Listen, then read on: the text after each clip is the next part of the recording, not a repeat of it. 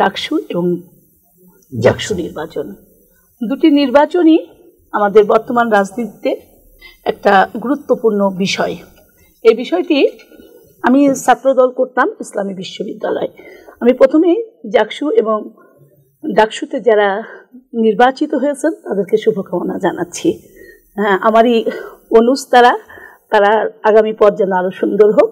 পাশাপাশি যারা এই পরাজিত হয়েছেন আমি তাদেরকে পরাজয় বলবো না, তাদের জয়ের সূচনা এখান থেকেই শুরু হলো। আসলে ডাকসু নির্বাচন যেটি হয়েছে সেটা হার বলতে আপনারা আপাত দৃষ্টিতে আপনাদের কাছে হার মনে হচ্ছে, কিন্তু আমার কাছে এটা হার না। কেন হার না? আমি কিন্তু ছাত্র দলের রাজনীতি করতাম এবং আমি ইসলামী বিশ্ববিদ্যালয়ের ছাত্রদল করতাম। ইসলামী বিশ্ববিদ্যালয় কিন্তু শিবিরের একটা ঘাঁটি এবং সবচেয়ে প্রাক্তন ঘাঁটি।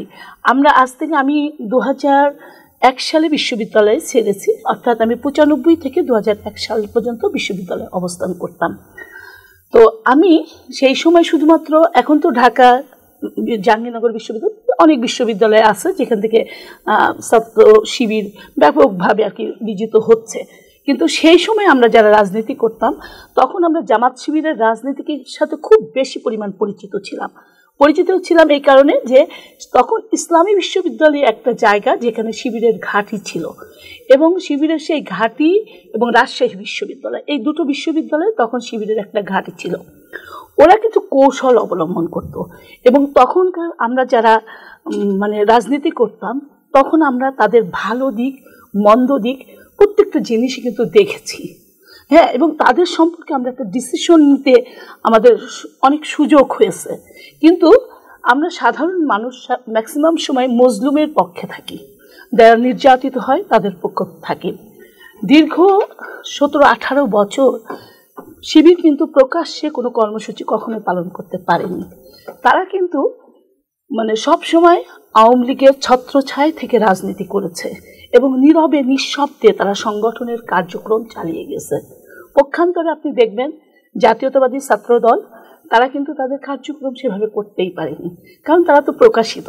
তারা গেলেই তাদেরকে বিভিন্ন নির্যাতন, মামলা হুমগুম আসেই, তারপর তাকে ক্যাম্পাসেই ঢুকতে দেওয়া হয়নি ম্যাক্সিমাম সময়ে। যার কারণে হয়েছে কি যে ছাত্র শিবির যে বেনিফিটটা পেয়েছে তাদের সাথে সকল ছাত্রদের এই তরুণ প্রজন্মের যারা বিশ্ববিদ্যালয়ে এখন পড়ছে তাদের সাথে একটা সম্পৃক্ত যোগাযোগের অবস্থাটা খুব সুন্দর ছিল।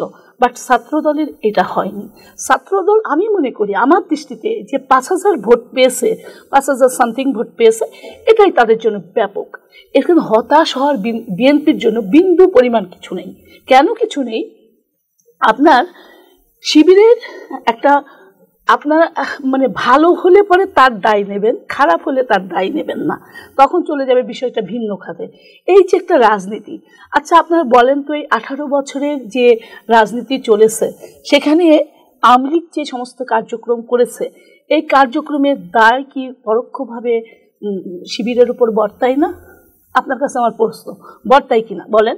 কারণ একজন যদি আমরা আওয়ামী লীগের যে সমস্ত কার্যক্রমের জন্য তাদেরকে আমরা সবসময় বলছি তারা হচ্ছে ফ্যাসিস্ট, তো ফ্যাসিস্টের সাথে যারা ছিল, আমরা জানি এটা বর্তায় বা বর্তায় না। যদি সক্রিয়ভাবে এখন যারা ছাত্র শিবির করছেন তাদের মধ্যে যদি ছাত্রলীগের হামলার সাথে যারা জড়িত আছে অবশ্যই তাদের উপরে বর্তায়।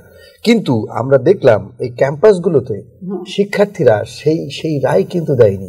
না এখন প্রশ্ন হচ্ছে যে একটি রায় দেওয়ার কথা ছিল। প্রশ্ন হচ্ছে এর আগে কিন্তু নুরুল হক নূর সেও কিন্তু ভিপি নির্বাচিত হয়েছেন।